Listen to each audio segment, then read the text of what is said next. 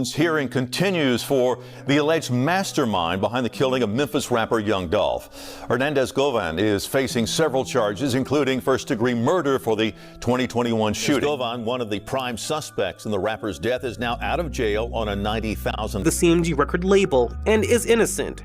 He places blame on a third defendant charged in Dolph's death, Hernandez. Is that you could be in jail, and it's a whole lot easier to supervise. Welcome to the Gossip Channel. Thank you for joining us on this journey. We're growing with you and because of you. If you haven't already, hit that subscribe button and turn on the notification bell to help us reach 1,000 subscribers. Once we hit that milestone, a special prize will be waiting for you. Stay tuned. Fresh out on a $90,000 bond, Hernandez Govan, the man feds are calling the mastermind behind Young Dolph's taking down, straight up ditched his July 28, 2025 court date, and the judge didn't play nice about it. Meanwhile, Yo Gotti still hasn't come out to shut down whispers about his name being tied to the hit on Dolph. This could be Memphis rap's dirtiest, longest-running conspiracy, one that's been brewing ever since Dolph's 2021 taking down shook the whole city. All eyes are now locked on Hernandez Govan. He swears he's innocent, but prosecutors are painting him as the man who pulled the strings. They claim Govan set up a cold-blooded hit on Young Dolph. Real name, Adolph Thornton Jr., fueled by a $100,000 bounty allegedly dropped by Anthony Big Jook Mims, Yo Gotti's own big brother. Dolph was gunned down on November 17, 2021, inside Makita's homemade butter cookies in South Memphis. And from day one, people knew this wasn't no random robbery. This was a straight-up assassination. Cops later dropped 4 names tied to Dolph's taking down. Justin Johnson, aka Straight Drop, the alleged trigger man. Cornelius Smith, the supposed getaway driver and shooter. Shundale Barnett, hit with accessory after-the-fact charges. And Hernandez Govan, the man prosecutors keep calling the mastermind. They say Govan got the $100K green light from Big Jook, then handed the job down to Johnson and Smith. And this ain't no hearsay. This came straight out of Cornelius Smith's own mouth. In a sworn proffer that hit headlines in mid-2024 after court records went public, Smith told the jury on September 23, 2024, that he and Johnson were the 2 masked men caught on surveillance outside Makita's homemade butter cookies, the same spot where Dolph's life was cut short in broad daylight, November 17, 2021. The footage shows them stepping out of a white Mercedes moments after Dolph parked before unleashing a hail of gunfire. Smith admitted Dolph was hit 22 times before collapsing alone on that pavement. On the stand, Smith pointed himself and Johnson out in that surveillance video. No dodging, no denying, locking them right at the scene and tying them straight to the trigger pulling. He said both were promised $40,000 each for the hit, with Hernandez Govan allegedly skimming $10,000 off each payout as the middleman. But here's the twist. Smith claims he only saw $800 before cops swooped in. Later, he says, his lawyer mysteriously got a $50,000 wire from Big Jook after the fact.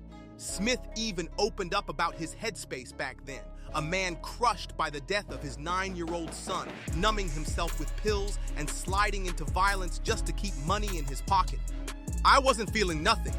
I was just trying to get some money, Smith told the court when they pressed him on what it felt like to take a life. Meanwhile, Justin Johnson was staring down charges for first-degree eliminate, conspiracy, and weapons offenses, accused of firing the fatal shots that ended Dolph's life. His lawyer came out swinging, tearing at Smith's credibility and arguing that video footage alone couldn't prove who was behind the mask, painting Smith as a man talking to save his own skin. But the jury wasn't buying it. On September 26, 2024, Johnson was found guilty on all counts and sentenced to life behind bars. The guilty verdict dropped just 4 days after Smith's bombshell testimony, and it put Hernandez Govan dead center in the crosshairs. Smith's words didn't just connect him to the shooters, they painted him as the plug who made the whole thing move. Prosecutors say Govan wasn't just trusted, he was the guy handing out payment details, lining up meetings, and making sure Big Jook's $100,000 order stayed on track. Court records lay it out clear. Govan's indicted for first-degree eliminate, conspiracy to commit eliminate, and attempted eliminate, all tied to his alleged role as the operations coordinator. Financial trails, meeting logs, and sworn statements are stacking against him.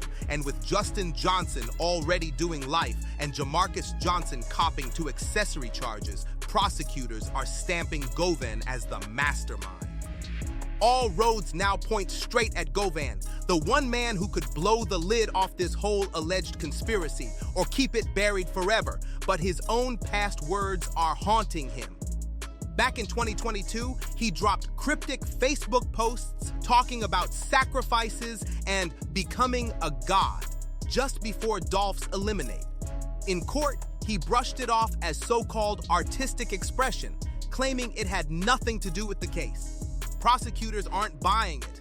They're fighting to get those eerie posts in front of the jury.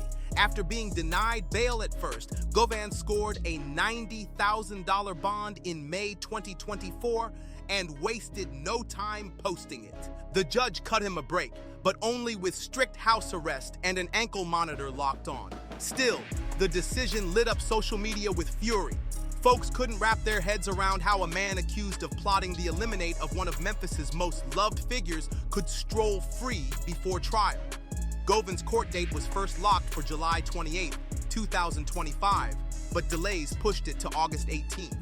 Court watchers say the holdup might be strategy.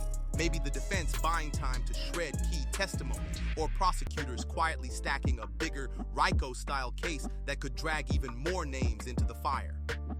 The game-changing moment hit in June 2024 during a proffer interview with Cornelius Smith, and he didn't hold back. Smith straight up named Govan, saying he met with him and straight dropped multiple times, laid out the terms, and told them the $100,000 bounty came from Big Jook himself to take Dolph out. Smith even claimed Govan promised they'd be protected from any retaliation, allegedly swearing the hit was greenlit from the top. That bombshell lined up with the street rumors that had been swirling since Dolph's death. Many in Memphis had long suspected Yo Gotti, or at least someone deep in his circle, was tied to it. The beef between Gotti and Dolph had been boiling for years, exploding in 2017 when Dolph dropped his diss track Play With Yo, the same year he survived a shooting in Los Angeles. Memphis ain't just watching. It's split down the middle. To many, Young Dolph wasn't just a rapper. He was a hometown hero, a businessman, a giver. Every Thanksgiving, he handed out turkeys. He bought up foreclosed homes to turn into community housing. His Paper Route Empire label put Memphis talent on the map. On the flip side, Hernandez Govan's name has carried controversy for years. He's been linked to drug conspiracies and gang ties, though never convicted. His own daughter, rising rapper Ladair Cash Desto, was tragically gunned down in Houston in 2022. Govan later claimed her death was spiritual karma for his past actions. Those now deleted social media posts are being pulled by prosecutors as another piece of the puzzle. Here's what's on the line. If convicted, Hernandez Govan could spend the rest of his life behind bars with no parole. A widely shared breakdown from moguldom.com spelled it out in black and white. In their article, popular hip-hop YouTuber, Here Are the Pieces Coming Together. Pointing to CMG and Yo Gotti in the eliminate of Young Dolph, they laid out connections that had fans buzzing. According to the piece, Govan allegedly had direct ties to CMG associates. His daughter's eliminate, some believe, may have been a revenge hit tied to street politics. Big Jook and Govan had even been spotted at the same Memphis events before. Nothing's confirmed, but the trail suggests Govan's beef with Dolph ran way deeper than random street drama. The ties ran deeper than most outsiders realize. Memphis isn't just a city, it's a chessboard stacked with alliances, history, and grudges. Dolph stood for Paper Route Empire, an independent powerhouse on the rise, one that some say was shaking CMG's throne. His rivalry with Yo Gotti's collective music group wasn't just on wax. It carried whispers of street tension too. Online, fans point to past times Dolph was in the crosshairs. The 2017 Hollywood ambush, where he took multiple bullets and survived, and the earlier Charlotte attack, where over 100 shots tore into his SUV. CMG's name was never proven in court, but the timing, folks in Memphis haven't forgotten. You gotta get this, the beef between Yo Gotti and Young Dolph wasn't just rap talk, it spilled into the streets with real consequences. Years back, Gotti tried to bring Dolph under his wing with a record deal, but Dolph wasn't feeling it. Gotti took that as disrespect, and from then on, it was war. Fast forward to 2017, Dolph gets lit up outside the Lowe's Hotel in Hollywood. Cops even named Gotti as a person of interest, but charges never stuck. That same year, Dolph fired back with Play With Yo, a brutal diss track aimed straight at Gotti, calling him jealous, weak, and fake. To Gotti, that wasn't just a song, it was a public slap in the face. Now, with Gotti's own brother allegedly tied to the biggest hit in Memphis rap history, that long-running beef is under a microscope like never before. The courts haven't linked Yo Gotti directly to Dolph's Eliminate, but that hasn't stopped fans and bloggers from running their own deep dive investigations. Conspiracy-minded voices online claim CMG funneled money through shell companies to bankroll lower-level hitters. And while the public hasn't seen the full phone records yet, some believe they could show more contact between Gotti, Big Jook, and Govan than anyone expected, making the idea of Jook handing orders to Govan feel all too real in Memphis circles. Ever since Govan's name started echoing in the courtroom and Big Jook's name got dragged into the spotlight, fans have been asking one question: where's Yo Gotti in all this? He's been a ghost. No statements, no interviews, no courthouse appearances, nothing. Some even note Gotti hasn't been seen in Memphis at all since the trial updates started making headlines. Then came the twist, January 2024. Anthony Big Jook Mims was gunned down outside a Memphis funeral home in what police call a targeted hit, just days before he was reportedly set to be called in for questioning. Local Memphis news confirmed it. Big Jook was shot dead, and the streets haven't stopped talking since. That's when the whispers got louder. Online conspiracy chatter claimed Big Jook's Eliminate wasn't just payback. It was a cleanup move to silence key voices before they could talk. With Big Jook gone and Yo Gotti still keeping his lips sealed, all eyes shifted to Hernandez Govan and whether he might be next. Right after Dolph's death in November 2021, talk of retaliatory hits flooded Memphis. Police scrambled to calm the streets, even stationing officers outside Yo Gotti's restaurant to keep things from boiling over. No official hits were confirmed, but the bodies kept dropping. In June 2023, Joshua CEO TZ Taylor, a man wanted for questioning in Dolph's Eliminate, was found shot dead inside his car in Orange Mound. Investigators believed he could have connected key dots between Justin Johnson and Cornelius Smith, but now that door was closed for good. And years before, there was the brazen daylight Eliminate of Lakash Desto, Hernandez Govan's daughter and a rising Houston rapper. Govan had posted cryptic messages about spiritual repercussions for his actions, and now, in hindsight, those words hit different. In Memphis circles, the talk is that every death in this web ties into a bigger cycle of payback, silence, and street retribution. After Cornelius Smith dropped Big Jook and Govan's names in court, the internet lit up. Memes, tweets, and YouTube deep dives flooded timelines. One viral post didn't mince words. Yo Gotti's name ain't in court, but his camp stays getting dragged. Memphis knows. Even media personalities like Charis Levi on X were hinting at something bigger, with headlines like Yo Gotti is hiding. The unspoken suggestion: the more Govan talks, the closer the heat gets to someone higher up. None of it's confirmed. It's speculation, but it's fueled by missing social media posts, quiet moves from agencies, and a wall of silence from certain public figures. And through it all, Young Dolph never once bent to CMG's offers. Dolph didn't just turn down CMG, he called them out in diss tracks. even taking shots at their number 2, Big Jook. In court, Smith claimed that $100,000 bounty came straight from Big Jook, funneled through Govan. Now Govan's out on bond, his trial keeps getting pushed back, Big Jook's gone, and Yo Gotti hasn't said a word. Dolph's paper route empire keeps building his legacy, but the tension hasn't cooled. Online talk is heating up. Claims that this was a paid hit born from a major label feud. Nothing's proven, but fans are watching August like it's Judgment Day.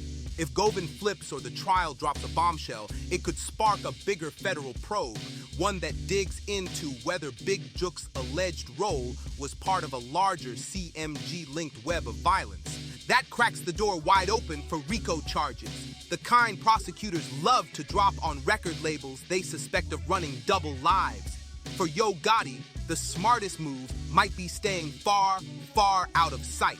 But if Hernandez Govan decides to talk to save himself, that silence could come back to bite hard as the courtroom drama hits peak heat. Now all eyes are locked on Team Govan's defense. Their mission? Tear apart the state's case and plant doubt. Their core argument is simple.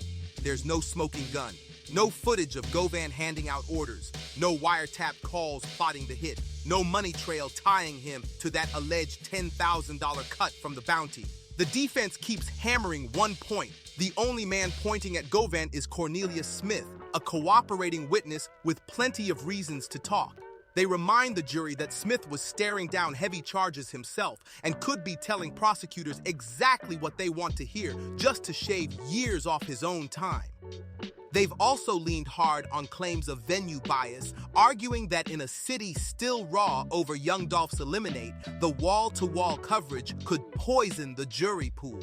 Their push to move the trial out of Memphis was shut down, but it shows just how worried Govan's camp is about home court prejudice. Meanwhile, the trial date has been a moving target. First set for March 10th, 2025, then bumped to July, and now locked for August 18th, 2025. The defense insists these delays aren't stalling, but vital breathing room to rip apart Cornelius Smith's credibility and comb through every shred of discovery. Govan already turned down a plea deal back in late 2023, a move that either shows faith in his lawyer's ability to shred the prosecution's case or hints they're banking on someone else flipping first. One of their main plays? Attack the chain of custody on the allegations, arguing Smith's testimony is the only thread tying Govan to the Eliminate, and that it can't be backed by any solid independent evidence. The defense is zeroing in on Smith's money trail and his shifting story, ready to grill him on cross about whether his memory got shaped by others or by retelling events after he cut that plea deal. They're also leaning on Govan's courtroom demeanor. In multiple pretrial hearings, the judge described him as calm and respectful. Why is that? Because I think even the district attorney said, I didn't hear this, but I understand it was said on the news that he's not the shooter. A rapper known as Straight Drop wanted to be part of the CMG record label and is innocent. He places blame on a third defendant charged in Dolph's death, Hernandez Govan. Yo Gotti wanted to sign Young Dolph at one time. Young Dolph considers himself as his own boss. He says no, and I think Yo Gotti took a... Prosecutors say the rapper's murder was an image the defense wants jurors to remember, minus that one missed court date they hope won't overshadow it. Behind closed doors, they may be lining up expert witnesses, forensic psychologists, or independent investigators to rip into Smith's credibility and the lack of hard backup. If they can get them subpoenaed, phone records will be combed through line by line. Even the smallest inconsistencies could punch holes in the prosecution's case.